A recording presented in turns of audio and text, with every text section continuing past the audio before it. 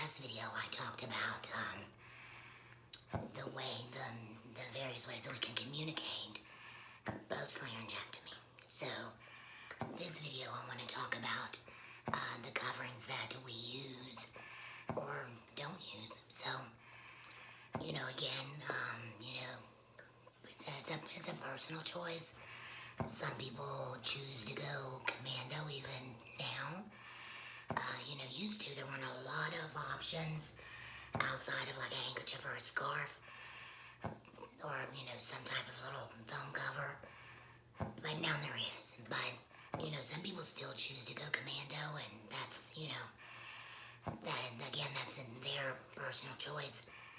There's a lot of reasons that I personally choose not to. One of the biggest is environmental things, that are coming into your stoma if it's uncovered. Things that you're breathing directly in with no filter. Bugs, anything in them, in the environment. Occluding with your finger is not the most occluding your stoma, because if you have a TB, you would have to occlude your stoma with your finger, and, I'm not to say I've not done it and don't do it, because I have and do in my home, when it's just me and or my family, but that's not, the most hygienic thing. So also, coughing, that type of thing, if you don't have anything over it, you always have to have something handy, or you're going to make a mess. So, again, that's a personal choice, but the first is no cover at all. The other is just what I said before, handkerchief, scarf, the little foam covers. Those are, things that people also can use to cover the stoma. The next are adhesives. Actually, I brought one out just so I can show you. This one is the extra base. I have a very concave stoma, so this is just one of them of many that I've used. But this one is also concave and fits. So it's just an adhesive that fits over the stoma with an opening. They also make one for nighttime use that's very, very gentle on the skin and comes off very easily. The adhesive, again, they make different types for different types of skin, and so you should be able to find one that works for you. The adhesive is harsh on my skin. If I didn't use it in order to use a hands-free, I'd have to actually do multiple things.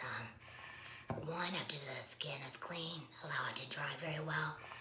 Then I'd have to use, and then the name is failing me, but the wipe, in order to clean it well.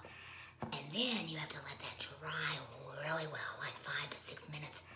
Sometimes people use a blow dryer even, warms up the skin.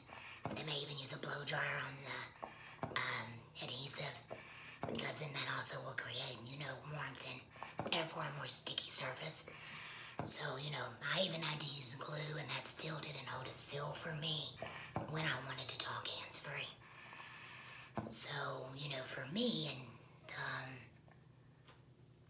and using an adhesive and talking hands-free, it just didn't work. It worked for sometimes only minutes, a couple hours at best, and then my skin would be a mess. So it was a lot of work for something that didn't work. So, you would use that, and then after you've got your base on, then you use what is called an HME. Prior to our laryngectomies, our nose filters, heats, and moisturizes the air that we take into our lungs. So after a laryngectomy, your nose no longer does that for you. So if you use an HME and you do need something, the HME is your heat moisture exchange.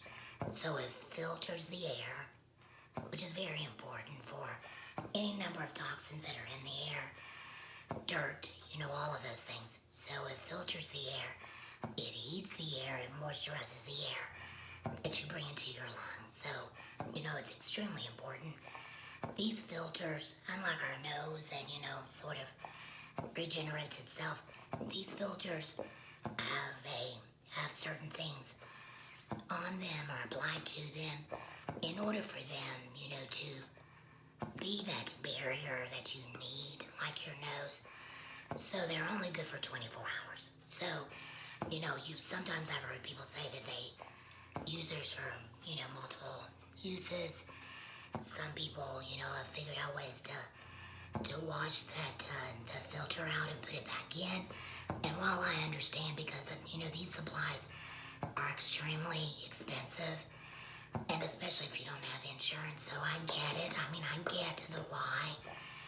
But just understand that those things do not work for more than 24 hours. So as far as you may still get the filtering, as far as filtering dirt and some of the toxins, but as far as that heat and moisture exchange part, you're not going to get what you adequately need if you're using that for more than 24 hours.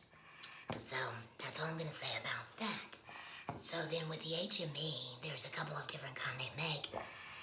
But, there's Atos and InHealth that make these products for us.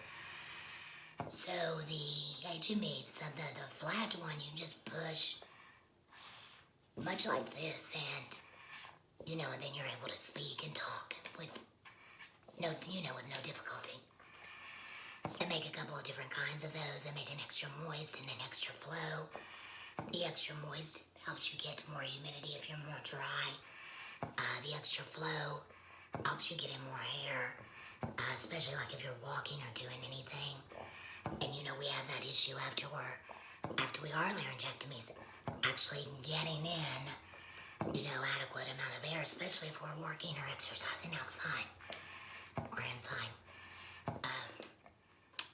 The other is the hands-free.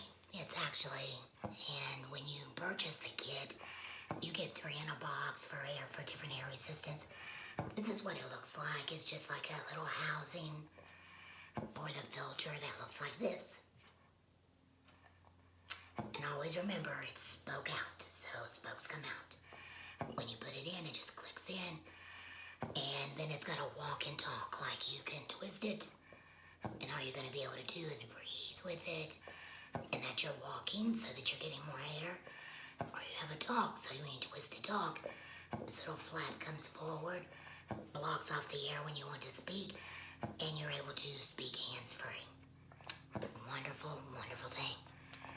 So, also, if you do not use an adhesive base, you have to have different, things that would house your HME. So there is a Lary tube that typically everyone is now getting. Post-surgery, I didn't. But, now it's pretty routine. They put a Lary tube in. This is because of the healing and the swelling and the various things that happen right after surgery. So the Lary tube is much like this, but it's longer and smoother. And they have various sizes and diameter and length. For comfort, they do make them some of them with a perforation, so that if you have the TB, you can still use the Lary tube with a hands-free HME or with an HME and still voice. However, the smooth, doesn't stay in. It's not a self-retaining. So you have to wear clips or a little necklace in order to keep that in. What I personally use is either a Lary button or a Barton Mayo. The one I'm showing you is old, and I did things to it. Probably shouldn't do things to it, but I got the flanges off. This one ended up with a tear, and that's why I had to replace it. These are only for one person to use, of course, and they're only good for about 6 months. I don't know how long I had this one. I had a problem with my insurance, and I think I kept this one for about 9 months. But you can tell that it's been worn because it's a little bit discolored from what a new one would be, and there is a tear in it. But you can see what this looks like. It is a self-retaining button, so it has a lip on it. And so when that goes in, you squeeze it up and like this, and you put it in and it pops out, popping out meaning expand out, and that lip catches on your stoma and it self-retains, so you don't need clips or a necklace typically to use this one. However, everyone is different. This, for me, is just used for voicing. However, just like a Lary tube, they do say in the instruction book and the manual that this can be used to retain the opening of the stoma as well.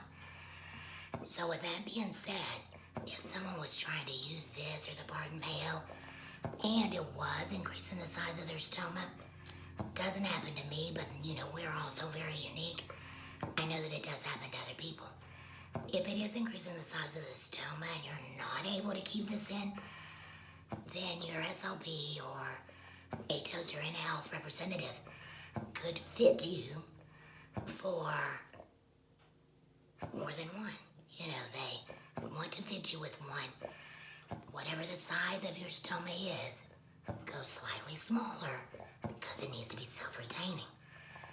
Then, if it's getting larger and you need to get another size, then this could happen, in a daytime. So if it gets larger, you may have to take that one out, put the larger one in order to get that airtight seal that you need in order to voice. So again, you can get these in various sizes and lengths. You don't want to get them too long because depending on where your TEP is, when it goes in, you don't want it to hit that and make you have a problem with your TEP or not be able to voice. So again, they come in different diameters, different lengths. Lary tube and a Barton Mayo. The difference with the Barton Mayo, it does not have the flanges, and it also has a thicker, like a stronger silicone. So it isn't all squishy like this one is. So it's a little bit stiffer. I want to try that one. I tried it early on, and I think it was too stiff for me. I since then either gave it away or lost it because I couldn't find it when I was looking for it today. So there, in a nutshell, is HME and the need for us to use them. There have been studies done that wearing the HME 24/7 is good for us. Reduces coughing, reduces secretions, increases moisture, cleanliness of the stoma, even decreases risk of infection. So, there's various reasons why wearing an HME is very important. Also, like I said, the HME, that filter is only good for 24 hours, so it shouldn't be, worn for multiple days or taken out and cleaned and put back in. So I'm hoping that I didn't miss anything. I'm going to go back and listen to the video to make sure. But if y'all have any questions, let me know. I will say that there are 2 books, and I mentioned this in the last video, but I want to mention it again. One, and I will comment below later and leave the link, or if anyone else has it, please leave that link in the comments. Dr. Brooke, also a laryngectomy, wrote a book, The Guide to Laryngectomy. It is an amazing book, and I have learned so much from that book. I don't know him personally. He's on social media and that kind of thing. But the book has been a godsend to me. The other is that people ask often if I practiced talking. And I didn't at first. I don't know why. I think I thought, I practiced when I had the electrolarynx for a short time. Wasn't very successful with that.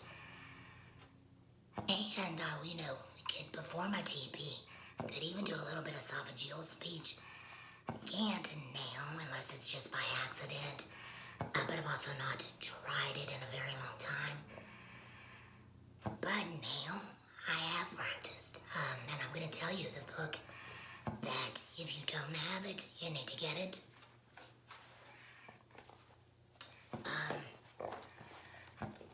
Edmund Lauder, his son Jim Lauder, most laryngectomies know who Jim is.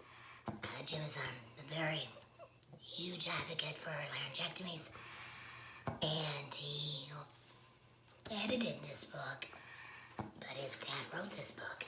But there is a section in here that for some reason I failed to even notice was there for a very long time, and that is exercising. And that is, when I say exercising, voice exercises, like simple phrases, articulation, pausing, speed of talk, even things, because especially after laryngectomy, some people feel like that they are not able to get their point across.